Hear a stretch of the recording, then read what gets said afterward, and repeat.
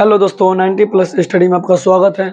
आज हम लोग पढ़ेंगे सांख्यिकी चैप्टर, जो क्लास 10th का वीवीआई चैप्टर है, जो इससे रिलेटेड एग्जाम में आता ही है। तो चलिए इसका हम पहले बेसिक पढ़ेंगे, इसके बाद इस पे क्वेश्चन बनाएंगे और इसको पढ़ने से पहले इसका फॉर्मूला हम देखते हैं, जो इसमें मेन फॉर्मूला है, और इसी आधार पर मेरा क्वेश्चन बनेगा। तो चलिए हम शुरुआत करते हैं। तो चैप्टर मेरा 14 है, एनसीईआरटी का बुक है, जिसमें चैप्टर नंबर 14 है। सांख्यिकी चैप्टर है, जिसका इंग्लिश होता है स्टैटिक्स। इंग्लिश क्या होता है दोस्तों? स्टैटिक्स होता है। चलिए, तो हमको पढ़ना है स्टैटिक्स चैप्टर। तो इसमें 3 चीज मेन है। पहला है माध्य, दूसरा है बहुलक और तीसरा है माध्यक। यानी इसमें हमको 3 चीज के बारे में पढ़ना है, और वो है माध्य, बहुलक और माध्यक। माध्यक को हम लोग माध्यिका भी बोलते हैं, तो दोनों चीज वही होता है।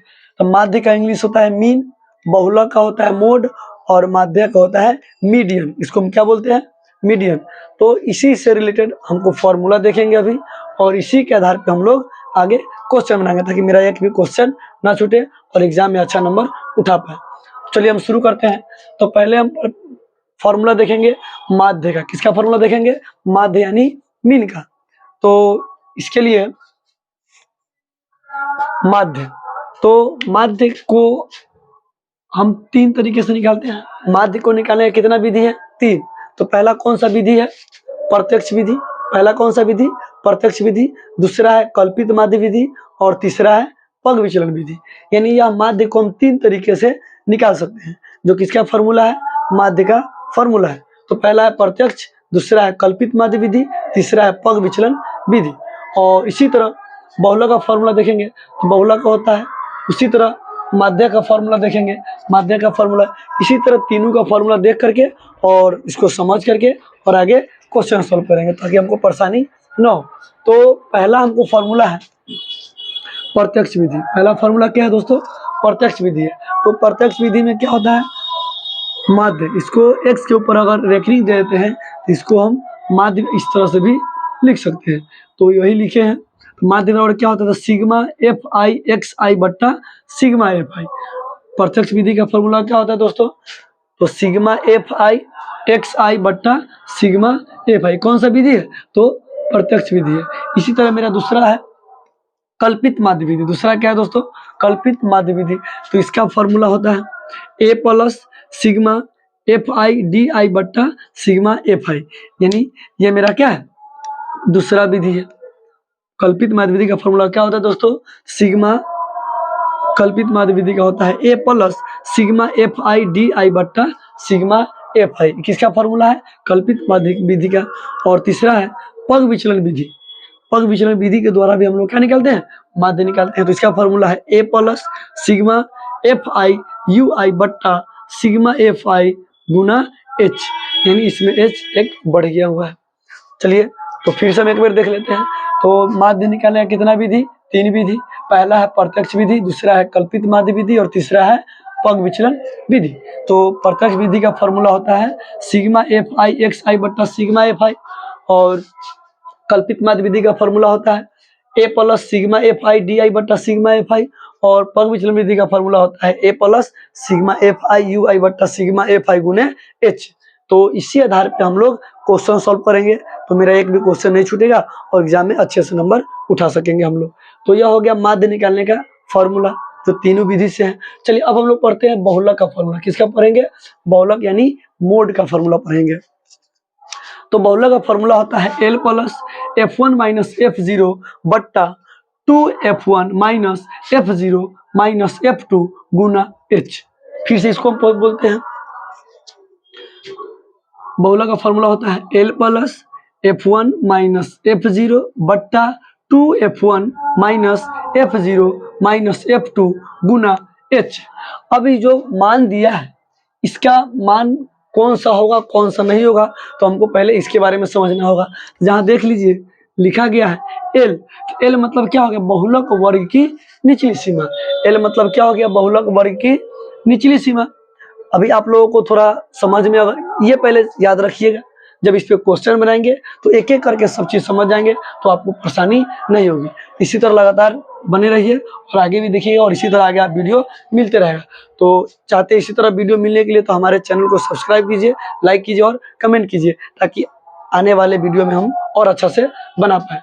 तो मेरा चैनल का नाम है 90+ स्टडी। चलिए तो फिर से देखते हैं। एल, तो एल मतलब बहुलक वर्ग की निचली सीमा। उसी तरह आता है एच, एच मतलब होता है बहुलक वर्ग की माप। बहुलक वर्ग क्या होता है दोस्तों? माप होता है क्या।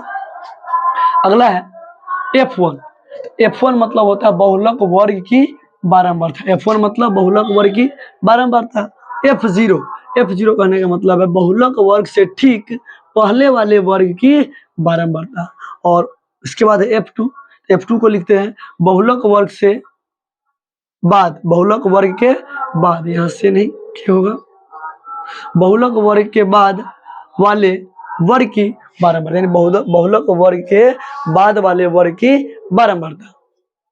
तो फिर से हम पढ़ते हैं बहुलक यानी मोड का फॉर्मूला क्या होता है। तो L plus F1 minus F0 बट्टा 2F1 minus F0 minus F2 into H, यही फॉर्मूला है। और इसको अच्छी तरह से लिख लीजिएगा, इसका स्क्रीनशॉट ले लीजिएगा, ताकि इसको इस चैप्टर को पढ़ने में हमको परेशानी ना हो। चलिए मेरा तीसरा है माध्यक। तीसरा क्या है दोस्तों? माध्यक यानी मीडियन, इसको हम लोग माध्यिका भी बोलते हैं। तो इसका फॉर्मूला होता है L plus N/2 minus CF बट्टा F गुना H।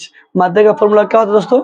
L plus N/2 minus CF बट्टा F गुना H। यह किसका फॉर्मूला होता है? माध्यक यानी मीडियन का।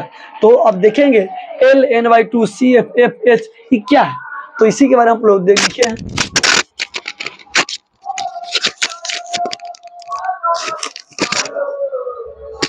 चलिए, तो L मतलब माध्यक वर्ग की निचली सीमा। देखिए L यहाँ बहुलक वर्ग की निचली सीमा है और यहाँ L किसका है? माध्यक वर्ग की निचली सीमा है। उसी तरह N मतलब होता है प्रेक्षणों की संख्या। N मतलब होता है योग। N मतलब क्या होता है? योग। तो प्रेक्षणों की संख्या के बाद इसमें होगा।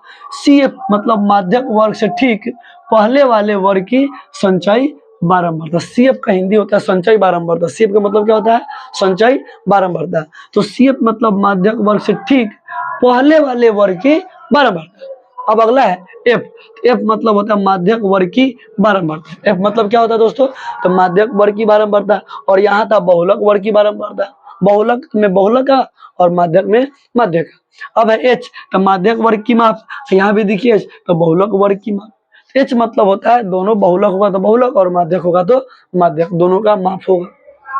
तो चलिए इस पे फिर से इसको हम एक बार रिवीजन कर लेते हैं और इसका स्क्रीनशॉट ले लीजिएगा, ताकि आप लोगों को परेशानी ना हो। और इसी तरह नोट्स बनाते चलिएगा और आगे इसी तरह हम लोग एक एक करके क्वेश्चन इस पे बनाएंगे।